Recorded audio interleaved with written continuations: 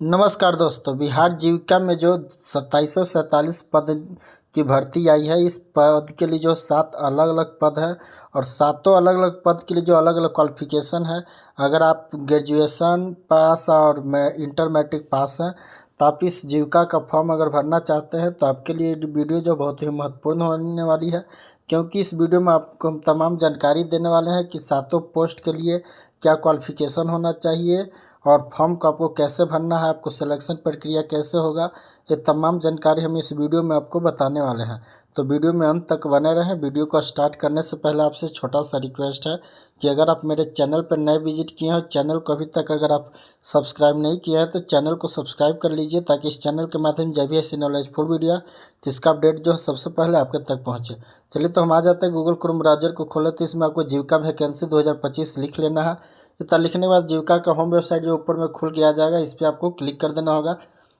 जब ही इस वेबसाइट पर क्लिक कीजिएगा तो आपके सामने इस तरह से इंटरफेस खुल कर आ जाएगा। तो आने के बाद यहाँ गो टू कैरियर पे क्लिक कर देना होगा।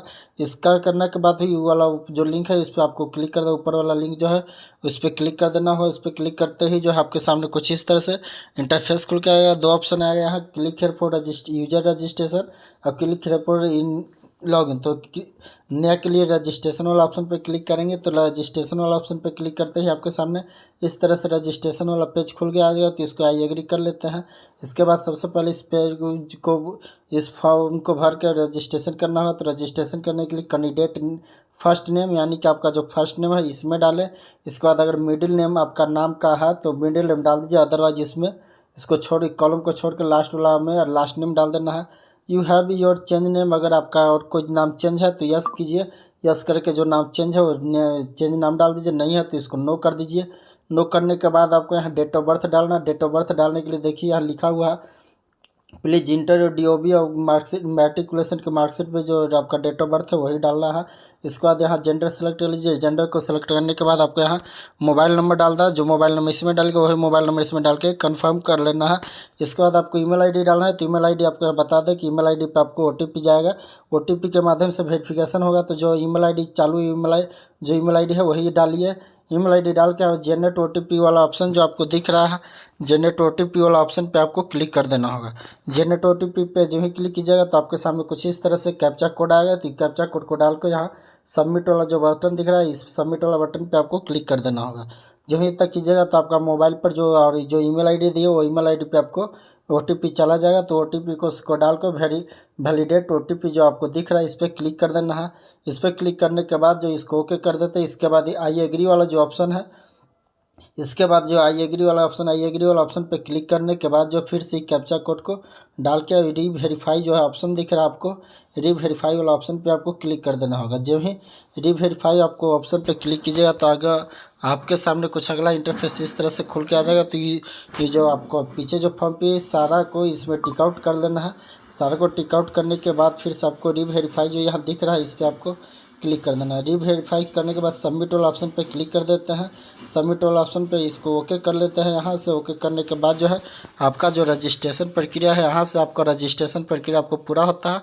इसके बाद फिर आपको एक रजिस्ट्रेशन नंबर मिल जाएगा और आपका जो मोबाइल ईमेल पे आपको एक पासवर्ड है, यूजर ID पासवर्ड भेजा जाएगा। तो उसको सुरक्षित है। इसके बाद इसको क्लोज कर लेते हैं। क्लोज करने के बाद फिर आपको यहाँ पे आ जाना है। यहाँ पे आपका जो रजिस्ट्रेशन हो जो किए हैं वो सारा डिटेल्स इसमें आपको रहेगा कि आपका रजिस्ट्रेशन में क्या क्या डिटेल्स फिल को इसमें रहेगा। इसके बाद आगे फॉर्म को चलिए। इसके बाद आगे फॉर्म भरने के लिए पोस्ट सिलेक्शन जो आपको है, यहाँ पोस्ट सिलेक्शन वाला ऑप्शन पे आपको क्लिक कर देना होगा। तो चलिए हम यहाँ पोस्ट सिलेक्शन वाला पे क्लिक कर लेते हैं। पोस्ट सिलेक्शन पे क्लिक करने के बाद जो है यहाँ आगे यहाँ click here for apply form पर जो है इस पर क्लिक कर लेते हैं। इस पर क्लिक करते ही जो आपके सामने कुछ इस तरह से इंटरफेस खुल के आपके सामने आ जाएगा। आने के बाद जो है इस फॉर्म को अच्छे से फिल कर लेना है। तो चलिए हम फॉर्म को फिल कर लेते हैं। इसमें जो आपका रजिस्ट्रेशन नंबर आया था वो रजिस्ट्रेशन नंबर रहेगा। इसके बाद आपका जो नाम फिल किया वो नाम रहेगा। डेट ऑफ बर्थ होगा इसमें जो पीछे फिल किया है वो रहेगा। इसके बाद यहाँ आपको मैरिटल स्टेटस चुनना है। मैरिटल स्टेटस में शादीशुदा है क्या वो आप सेलेक्ट कर लीजिए। इसके बाद यहाँ फादर नेम डालना। फादर नेम में जो आपका मैट्रिक के मार्कशीट पे है वही आपको फादर नेम में स्पेलिंग डालना है। सब मदर नेम डाल दीजिए। इसके बाद जो आपका मोबाइल नंबर और जो ईमेल आईडी आपको था वो आपको यहाँ शो करा देगा। इसके बाद पोस्ट कैटेगरी है ब्लॉक लेवल का वैकेंसी है। इसके बाद आपको पोस्ट है कि आप कौन सा पोस्ट के लिए अप्लाई करना चाहते हैं। जो आपका जो क्वालिफिकेशन है, आप अपना क्वालिफिकेशन के अनुसार ही इसमें पोस्ट सेलेक्ट करेंगे। इसके बाद इंडियन नेशनलिटी में इंडियन सेलेक्ट कर लेते हैं। You are domicile of Bihar, क्या आप बिहार से हैं, तो इसको यस कीजिए। यस करने के बाद आपको अपना कैटेगरी सेलेक्ट करना होगा कि आपको कौन सा कैटेगरी के अंतर्गत आप आते हैं। इतना कैटेगरी को सेलेक्ट करने के बाद फिर आपसे कैटेगरी सर्टिफिकेट डिटेल्स आपसे पूछा जाएगा। तो आपका सर्टिफिकेट जो है कहाँ से इशू हुआ है, किसके द्वारा, कौन अथॉरिटी के द्वारा आपका जाति इशू हुआ वो डाल दीजिए। इसके बाद कौन सा डेट में इशू हुआ वो डालना है। इसके बाद जाति का जो सर्टिफिकेट नंबर होता है वो डाल देना है। ठीक उसी तरह से आपको आवास डोमिसाइल सर्टिफिकेट यानी कि आवासीय का जो डिटेल्स है इसमें फिल कर देना है। आवासीय का फिल करने के बाद फिर यहाँ आपको एक पहचान चिन्ह देना होगा कि आपको शरीर में जो भी पहचान चिन्ह है वो आप इसमें पहचान चिन्ह डाल दीजिए। इसके बाद फिर आपको आइडेंटिटी प्रूफ में यहाँ एक कोई आपको कार्ड देना होगा। जैसे में पैन कार्ड है, ड्राइविंग लाइसेंस है, वोटर आई डी कार्ड है और पासपोर्ट है, जो भी आपके पास है वो आपको इसमें डाल देना है। जो भी डालना है उसमें यस करना है। यस करने अगर पैन कार्ड डालते हैं तो पैन कार्ड वाला को यस करके पैन नंबर और यहाँ उसका नाम डाल देना है, जो भी सर उसका नंबर और नाम। अगर लाइसेंस डालते हैं तो लाइसेंस का नंबर, लाइसेंस का इशू डेट, कहाँ से इशू हुआ, वो सारे डिटेल्स फिल करना होगा। ठीक उसी तरह चलिए तो हम एक पैन कार्ड के माध्यम से फॉर्म को आगे बढ़ा लेते हैं। पैन कार्ड को डालने के बाद इस सभी को नो कर देंगे। यहाँ पैन कार्ड नंबर डाल के यहाँ पैन कार्ड पे जो आपका नाम है वो आपको यहाँ फिल कर देना है। ये तक डालने के बाद सेव एंड नेक्स्ट वाला ऑप्शन जो है इसको आपको क्लिक कर देना है। इस पर क्लिक करते ही आपको इसमें ओके कर देता है। चलिए तो इसमें कर लेते हैं। इतना करने के बाद तो इसको डाटा सक्सेसफुल इसमें जो है आप देख लीजिए कि अगर आपके लिए अगर कोई एबिलिटी है इसमें तो यस कीजिए, नहीं तो इसको सभी को आपको नो करके आपको आगे बढ़ जाना। तो चलिए इसमें मेरे लिए कुछ नहीं है तो इसमें सभी को नो करते हुए आपको आगे बढ़ जाना। नीचे है कि अगर आप जीविका में अगर किसी तरह से एम्प्लॉय हैं या जीविका में काम कर तो उसमें यस करके उसका डिटेल्स फिल कर सकते हैं। इसके बाद सेव नेक्स्ट वाला ऑप्शन पे क्लिक कर देना है। सेव नेक्स्ट वाला पे क्लिक करने के बाद इसका डाटा ओके हो जाएगा। ओके होने के बाद फिर यहाँ पे आपको एड्रेस पूछा जा रहा है, तो जो आपका एड्रेस आधार कार्ड के अनुसार जो आपका एड्रेस है वो आपको अपना एड्रेस इसमें फिल कर लेना है। एड्रेस को फिल करने के बाद नीचे है प्रजेंट एड्रेस में है, परमानेंट एड्रेस है। प्रजेंट और परमानेंट दोनों अगर सेम एड्रेस है तो यहाँ जो यस वाला ऑप्शन दिख रहा है आपको यस वाला ऑप्शन पे क्लिक कर देना। अगर दोनों अलग अलग एड्रेस है तो आप दोनों अलग अलग एड्रेस भी इसमें आप फिल कर सकते हैं। इतना फिल करने के बाद आपको फिर से पुनः सेव है नेक्स्ट वाला ऑप्शन पे क्लिक कर लेते हैं।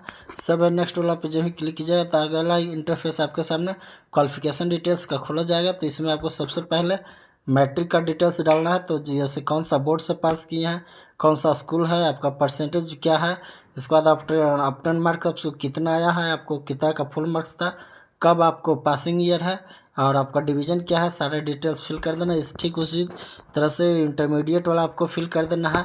अगर आप ग्रेजुएशन लेवल का फॉर्म भर रहे हैं तो आपको ग्रेजुएशन लेवल वाला जो आपको डालना हो, आपको जब भी डालना है आपको मार्कशीट के अनुसार देख के ही आपको सारे डिटेल्स सही सही फिल करना है। तो एक बार बताते चले कि अगर आप मेरे चैनल पर नए विजिट किए और चैनल को अभी तक अगर सब्सक्राइब नहीं किए हैं तो चैनल को सब्सक्राइब कर लीजिए, ताकि इस चैनल के माध्यम से जब भी ऐसी नॉलेजफुल वीडियो है तो इसका अपडेट जो है सबसे पहले आपके तक पहुंचे। क्योंकि आपका एक लाइक जो हमें बहुत ही मोटिवेट करता है, क्योंकि आपके लिए बहुत ऐसे ऐसे नॉलेजफुल वीडियो लाते रहते हैं।